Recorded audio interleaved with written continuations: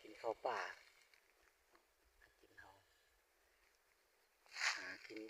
ตามป่าตามดงเก่าพี่น้องเอ้ยเนาะเฮาอยู่หนองใหญ่เนาะพังพี่น้องเอ้ยตอนนี้เฮากำลังสิเฮ็ดกินเนาะตอนนี้บ่าวหังอยากเข้าแล้วเนาะเอาทุกคนเบิ่งกันตอนนี้อยากเข้าแล้วพี่น้องเอ้ยกินก็เตรียมการมาพี่น้องของไผพี่น้องของไผเฮาก่อดังไผยามนกกินคือเก่าพี่น้องเอ้ยเนาะ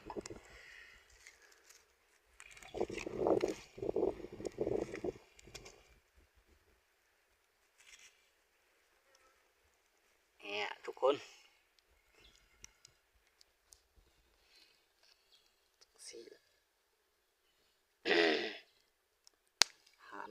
อาหารบ้านเฮา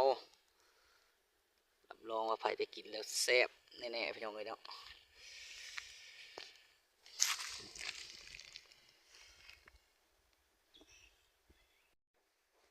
นี่เฮามาเบิ่งว่าเราหังได้หยังแน่ล่ะพี่น้องเอ้ยเนาะนี่เนาะนี่นกเป็ดพี่น้องนกเป็ดป่าพี่น้องเนาะตัวนึงพี่น้องเอ้ยเนาะถึกแห้วพี่น้องเอ้ยถึกแห้วห่างอยู่นองพยายามแห้ว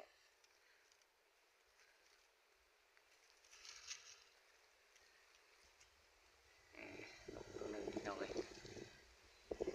แต่กินแล้วได้อาหารแรงแล้วพี่น้องเอ้ยเตรียมการมาแมลงนอนป่าพี่น้องไอ้โคมเฮานอนป่าแมลง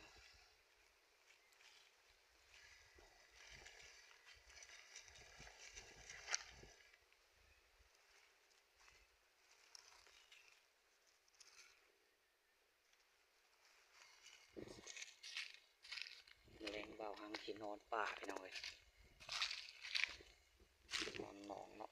เข้มหนองใหญ่พี่น้องหอยหมูเสียงนกธรรมชาติพี่น้องเซลอยู่เนาะ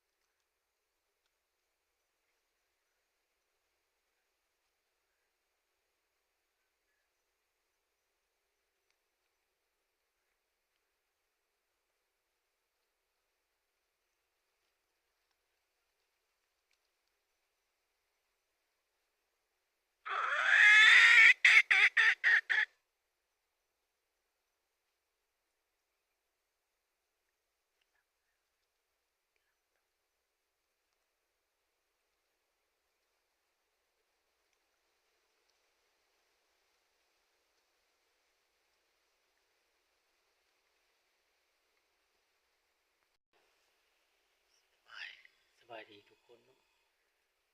นี่พี่น้องคือผลงานที่หาได้มื้อนี้เนาะจังได๋ก็ฝากกดไลค์กดแชร์พี่น้องกดติดตามไว้เด้อ